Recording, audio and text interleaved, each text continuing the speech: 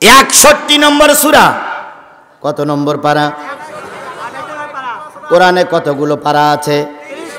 আমরা কোন পারার থেকে তেলাওয়াত করেছি? কোরআনে কতগুলো সূরা আছে?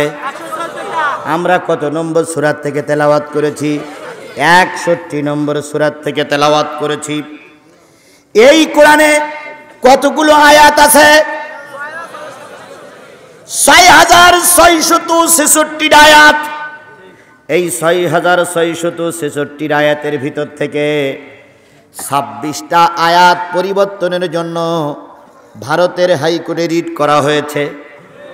ভারতের হাইকোর্টে 26টা আয়াতের পরিবর্তন চেয়েছে। তার ভিতরে একটা আয়াত হলো তুজাহিদুনা ফি সাবিলিল্লাহ, আল্লাহর রাস্তায় জিহাদ করাটা ওরা পরিবর্তন করতে চেয়েছে। আল্লাহর রাস্তায় জিহাদ করাটা ওরা পছন্দ করে না। আমরা ওই রকম একটা আয়াত আজকের এই সূরা থেকে বেছে নিয়েছি ইনশাআল্লাহ। ইনশাআল্লাহ। তাহলে 6666 আয়াতের ভিতর থেকে আমাদের তেলাওয়াত হলো 9, 10, 11 কয়টা আয়াত? এই 3টা আয়াতের পরে ভিত্তি করে যতক্ষণ আপনাদের ধৈর্য কুলায় ততক্ষণ কথা বলবো ইনশাআল্লাহ। যখনই দেখব চোখ বিড়ি বিড়ি ভাব লেগেছে, যখনই দেখব নামাজ কাজা হওয়ার সময় এসে গেছে, আমরা তখন মোনাজাত করে চলে যাব। কিন্তু সকলের কাছে দাবি, আমারে ফেলাইয়ে কুষ্টিয়ার মানুষ চলে যাবেন না, আমারে ফেলাইয়ে রাজবাড়ির মানুষ ঘরে দিয়ে শুয়ে পড়বেন না। কারণ আমি বাইরের মানুষ, আমার পরে বিপদ শুধু ঘুরঘুর করে ঘুরে বেড়ায়। এমন কোনো কষ্ট নেই যা আমার এই গুনাহগারের জীবনে আসেনি। আমি রিমান্ডে গিয়েছি, আমি 5 দিন নিখোঁজ ছিলাম। আমাকে অনেকবার ভিতরে নিয়ে গেছে। আমার রমজানের সময় রোজা রাখার সেহরি খেতে দেয়নি। আমার পিঠির পরে বন্দুকের গুলি ঠেকাইছে, 3 বার ড্রাগারে চাপ দিয়েছে, কিন্তু মালিকের হুকুম হয়নি, এই জন্য বন্দুকের গুলি বাহির হয়নি। আল্লাহ পাক সেই অদমকে এখনো বাঁচাই রেখেছে।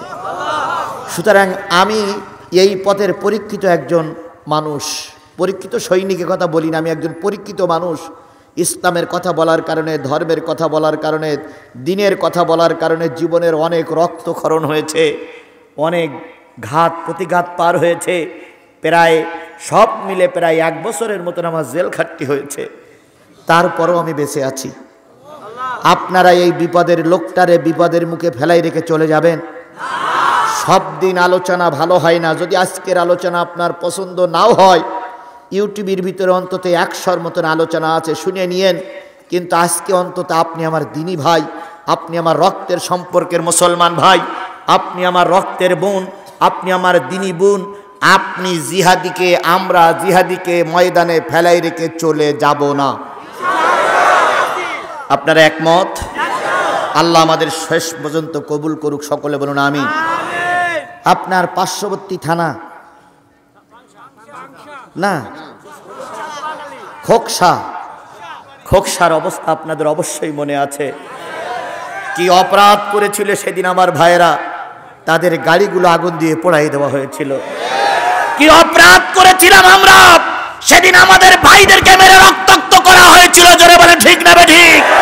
কি অপরাধ করেছিলাম সেদিন আমরা, আমাদের মাহফিল আপনারা আগুন ধরে দিয়েছিলেন। আমাদের বিচার দুনিয়ার মানুষ আল্লাহ দেখি করি নাই, দুনিয়ার মানুষ বিচার দেখে নাই, কিন্তু আমরা মালিকের কাছে বিচার দিয়েছি। আজ হোক কাল হোক, খোকসার এই ট্র্যাজেডির বিচার আমার আল্লাহ করবেই।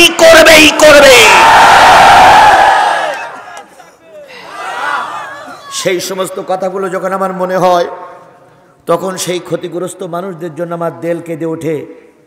অনেকের গাড়িগুলো পোড়াই দেওয়ার পরে সেই গাড়িগুলো আর ঠিক করতে পারিনি। অনেককে মেরে আহত করেছিলেন, আর লোকটা ভালো হয়নি, এখনও বিছানায় পড়ে পড়ে কাঁদতে আর কয়, হুজুর সেই মায়ের থেকে আমি আর সুস্থ হতে পারিনি। কোরআনের মাহফিলে যারা আক্রমণ করেছিল, কোরআনের মাহফিল যারা পোড়াই দিয়েছিল, হে আসমানের মালিক, জমিনের মালিক, কেউ না দেখলি তুমি দেখেছ। আমরা দুনিয়ার কোনো আদালতে বিচার দেইনি, তোমার কাছে বিচার দিয়েছি। এই বিচারটা যেন দুনিয়ার মানুষ সচক্ষে দেখে।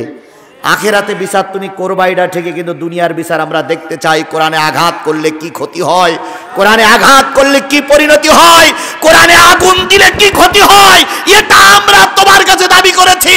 অন্তত এই বিচারটা কুষ্টিয়ার মানুষের তুমি দেখাই দিও, দেখাই দিও, দেখাই দিও। কোরআনে হাত দেওয়া মানে আগুনতে হাত দেওয়া, কথা বলেন ঠিক না বে ঠিক? আল্লাহ আমাদের বোঝার তৌফিক দান করুক। আমার ভাইয়েরা, কয়টি আয়াত, কোন সূরা? সব। সব শব্দের অর্থ হচ্ছে সারিবদ্ধ, কাতারবদ্ধ, লাইনবদ্ধ, জামাতবদ্ধ।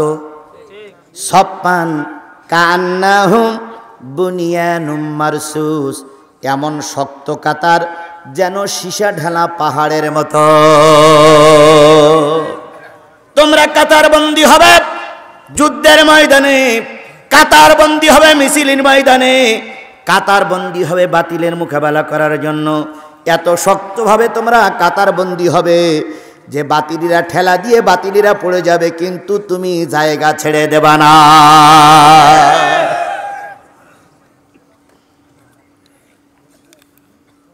মক্কায় আর মদিনায় সূরা নাজিল হয়েছে। আমরা যে সূরা থেকে তেলাওয়াত করি সেই সূরাটা নাজিল হয়েছে কোথায়? মদিনায়। এই সূরাটা কি সূরা? মাদানী সূরা। এই সূরাটা কি সূরা? এই সূরাটা নাজিল হলো উহুদের যুদ্ধের পরপরই, কিংবা উহুদের যুদ্ধের সমসাময়িক অবস্থায়। উহুদের যুদ্ধ শেষ হয়ে গেল। উহুদের যুদ্ধে মুসলমানরা শহীদ হলেন কয়জন? 70 জন। আহত হলেন প্রায় 70 জনের মতন। বলেন, আগের যুদ্ধ বদরের যুদ্ধে 313 জন লোক নিয়ে মুসলমানরা বিজয় অর্জন করলো, 1000 লোক নিয়ে কেন বিজয় হলো না? উহুদের যুদ্ধে মুসলমানদের সংখ্যা ছিল কত? 1000। তারপরে জয় হলো না কেন? এই কারণে জয় হয়নি, 313 জন ছিল পাক্কা ঈমানদার। আর 1000 মুসলমান যখন যুদ্ধের ময়দানে গেল, ওর ভিতরে ছিল একজন পাক্কা মুনাফিক। এই মুনাফিকের নাম কি? আব্দুল্লাহ ইবনে উবাইয়ের মাথায় টুপি ছিল না ছিল না? আব্দুল্লাহ ইবনে উবাইয়ের গায়ে পাঞ্জাবি ছিল কিনা? আব্দুল্লাহ ইবনে উবাই হজ করেছিল কিনা? আব্দুল্লাহ ইবনে উবাই মসজিদে নামাজ পড়েছিল কিনা? আব্দুল্লাহ ইবনে উবাইয়ের মাথায় পাগড়ি ছিল, টুপি ছিল, দাড়ি ছিল, পাঞ্জাবি ছিল, তারপরে সে মুনাফিক কেন? এই জন্য মুনাফিক। রাসূল দেশের প্রেসিডেন্ট হোক, এটা সে কখনো চাইতো না। কোরআন দিয়ে দেশ চলুক, এটা সে কখনো চাইতো না। কোরআন দিয়ে মদিনা চলুক, এটা সে কখনো চাইতো না। যত ফাটল সৃষ্টি করে মুসলমানদের ভিতরে ফিতনা সৃষ্টি করত। এই কারণে যদি মুনাফিক হয়, এই কারণে যদি মুনাফিকি জীবন হয়, আমাদের দেশের অনেক টুপিওয়ালারা কোরআনের রাজ প্রতিষ্ঠিত হোক, তারাও চায় না। এরকম টুপিওয়ালা আমাদের দেশে, এরকম টুপিওয়ালা আমাদের দেশে, এরকম টুপিওয়ালা এই মঞ্চেই আছে, এরকম টুপিওয়ালা এই কাতারের ভিতরেই আছে। আব্দুল্লাহ বিন উবাইদের কারণে বড় হুজুর এখন জেলে। তরিকাত ফেডারেশন, তরিকাত ফেডারেশন বাংলাদেশের একটা ইসলামী সংগঠন, নাম হলো তরিকাত ফেডারেশন। এই তরিকাত ফেডারেশনের একজন নেতা আছে, মাঝভান্ডারী নেতা। এই নেতা সর্বপ্রথম বড় হুজুর সহ মুজাহিদ নিজামী সহ তাদের বিরুদ্ধে মামলা দিল, তারা নাকি ধর্ম অবমাননা করতেছে। এই মামলায় বড় বড় লিডারগুলো গ্রেপ্তার হলো। সেই গ্রেপ্তারের পর আরও নতুন করে মামলা দিতে দিতে অনেক লোক এখন ফাঁসিতে ঝুলে মারা গেছে। আর ৮০-৮২ বছরের বৃদ্ধ মানুষটা, 50 বছরের খাদেম কোরআনের পাখিটা এখন জেলখানায় ধুকে ধুকে মরতেছে। তাহলে এই জেলখানায় যাবার মূলেই একদল হুজুর, কথা বলেন ঠিক কিনা? এই হুজুরদের কারণে তারাও মারি খাচ্ছে, এই হুজুরদের কারণে আমরাও মারি খাচ্ছি। কি করে বুঝলেন হুজুরদের কারণে আমরা মারি খাচ্ছি? আমি যখন ওয়াজ করি, কিছু কিছু হুজুর পিছন দিক থেকে কেটে পড়ে। আর একজন জিজ্ঞেস করে, ভাই কই যাও? কয় যে ওয়াজ হচ্ছে হুজুর তো মরিছে, আর আমার গাও মেরিছে, এই জন্য হুজুর থাক, আমি চলে গেলাম। এরকম পাক্কা মুসলমান আছে না নাই? জোরে বলেন আছে না নাই? আমার ভাইরা, এই পাক্কা মুসলমান যারা আজকে ময়দান থেকে কেটে পড়তেছে, এই পাক্কা মুসলমানেরা সব যদি একজোট হয়ে কোরআনের ছায়াতলে আসতো, আল্লাহর কসম মোদির প্লেন বাংলাদেশের জমিনে স্পর্শ করত না। কিন্তু আমার দেশের একদল লোক হুজুর ময়দানে, আর একদল লোক তামাশা দেখে। ময়দানে নেমেছাও কেন? মাইর খাও, মাইর খাও, মাইর খাও। কথা ঠিক না বেঠিক? এরকম টুপিওয়ালা আপনার মসজিদেই আছে। বাংলাদেশে বেশি দূরে যাওয়া লাগবে না। বাংলাদেশের মসজিদ কতগুলো? 4.5 লক্ষ মসজিদ। 4.5 লক্ষ মসজিদ। আজকে শুক্রবার জুমার নামাজ হয়েছে। কথা বলেন ঠিক না বেঠিক? ইমাম লেগেছে কতগুলো? এই 4.5 লক্ষ ইমাম যখন মেম্বারের পরে বসেছে খুতবা দেওয়ার জন্য, দাঁড়িয়ে একজন আজান দিয়েছে, তারে কি বলে? তাহলে কত লক্ষ মুয়াজ্জিন লাগবে? তাহলে 4.5 লক্ষ ইমাম আর 4.5 লক্ষ মুয়াজ্জিন, তাহলে কয় লক্ষ হলো? এই 9 লক্ষ ইমাম মুয়াজ্জিন যদি বিয়ে করিয়ে থাকে, তাহলে আরো 9 লক্ষ নারী। বেশি দূর যাওয়ার দরকার নেই।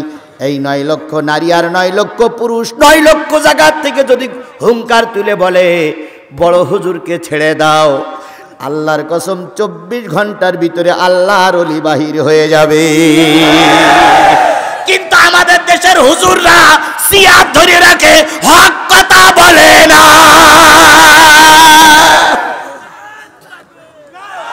অধিকাংশ হুজুররা এখন ভেজাল। অধিকাংশ হুজুররা কি ভেজাল? এই জন্য আগে মুক্তাদিরা এসে নিয়ত করত একটা দাহাতু বিহাজাল ইমাম, এখন মুক্তাদিরা নিয়ত করে একটা দাহাতু ভেজাল ইমাম। এখন আর বেহাজাল বলেন, এখন কি বলে? ভেজাল ইমাম।